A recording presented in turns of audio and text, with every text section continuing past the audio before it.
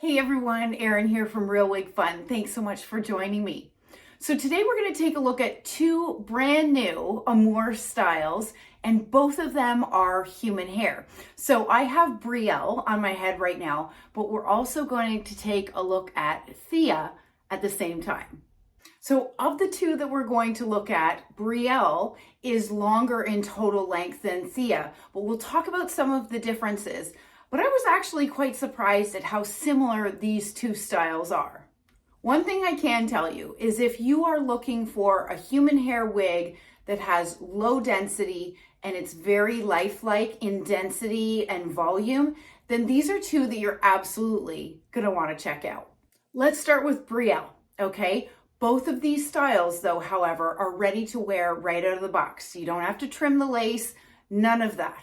Okay, so as I mentioned, it's 100% human hair and it's a 50-50 blend of Chinese and Indian human hair.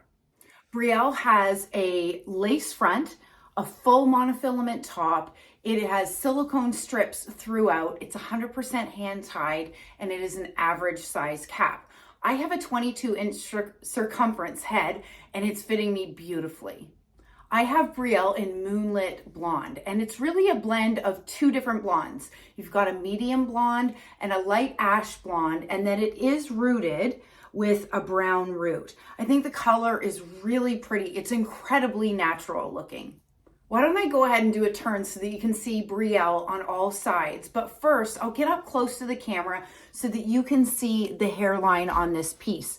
The lace is coming to about right here. And I think the knotting is done really well. My coverage is really good. And I often get asked this question about where should my ear tabs sit? They shouldn't be sitting on the top of your ear because that can cause some discomfort. There should be a slight little spot right in between for envision your glasses or whatnot.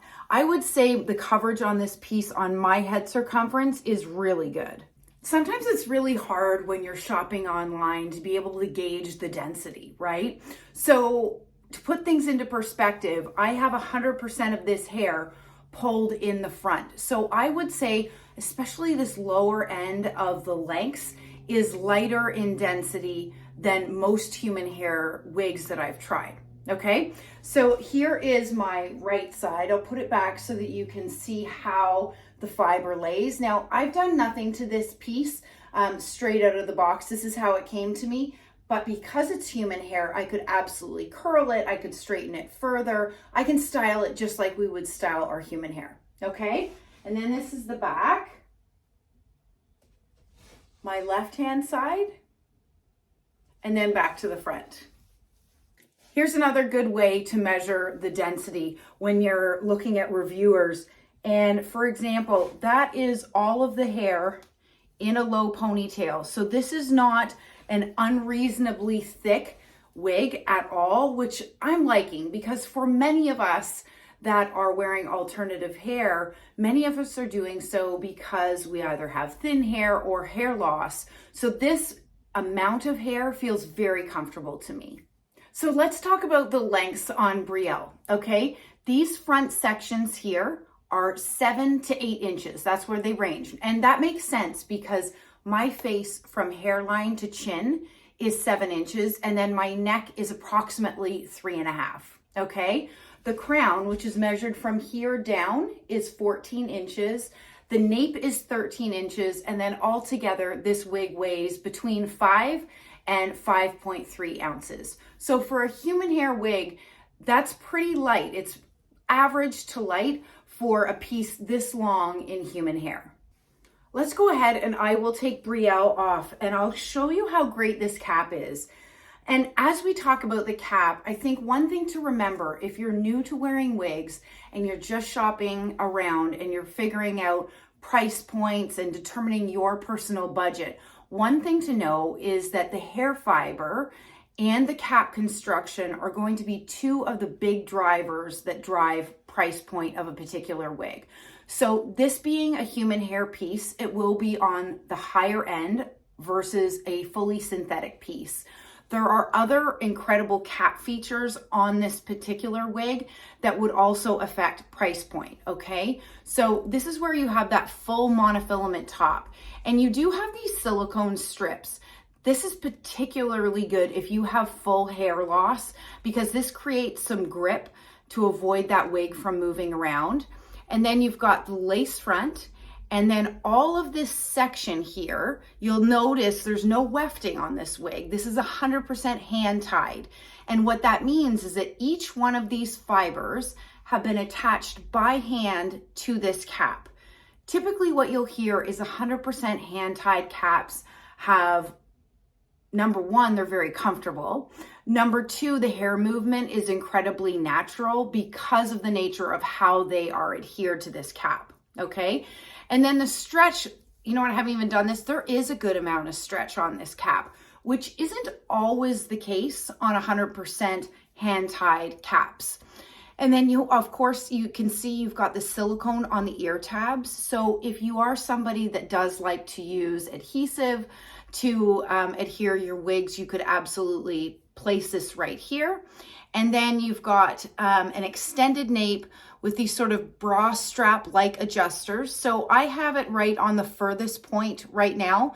Again, I have a 22-inch circumference head. And as I mentioned earlier, this cap is incredibly comfortable. I'm not sure if you can tell, but I actually took Brielle off, and this is Thea.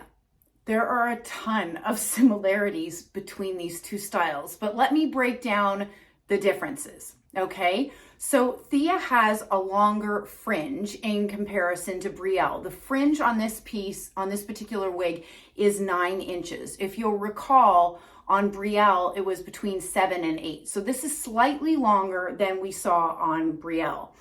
The longer lengths are also about 1 inch shorter. There's also a few cap differences that I'll share with you in a second, but let's talk about the things that are the same. Again, 100% human hair. It's a 50% blend between Chinese and Indian hair. It's also ready to wear right out of the box. You've got the full monofilament top, you've got the lace front, silicone strips, and it's also 100% hand tied. So if someone was to ask me, which do I prefer, Brielle that I just had on or Thea? For me personally, I think I prefer Thea. What I particularly like about this style is the longer front section in comparison to the balance of the rest of the lengths. I think there's more balance to this cut than I was necessarily seeing on Brielle. Do a turn so that you can see Thea on all sides. But as is the case with both of these pieces, you can absolutely tuck this if you are an ear tucker like I am. So that was my front, obviously, my right-hand side, the back, my left-hand side, and then back to the front. Okay, let's take Thea off so I can show you some of those cap differences, which there's just a few in comparison to what we saw on Brielle, okay? So again, we've got the full monofilament top. What Thea does not have is those 3 silicone strips along the full monofilament top. They both have that lace front. They both have silicone on the ear tabs. They're both 100% hand tied. However, this particular piece, being Thea, has Velcro adjusters versus those bra strap adjusters. In my opinion, I prefer the Velcro adjusters. It's just a personal preference. So as I mentioned, there's a few differences in the lengths on this particular piece on Thea. So this front section, as I already mentioned, is 9 inches. And then the crown and the nape are both 12 inches. And Thea is slightly lighter than Brielle, being 4.9 to 5.2 ounces. Like I said, I was a little bit surprised at how similar these two wigs are, but I think that they're great. So I'd love to hear from you. Do you prefer Thea or the slightly longer with the slightly shorter fringe Brielle? Drop it in the comments and let me know. Stay well and stay safe. Bye, everybody.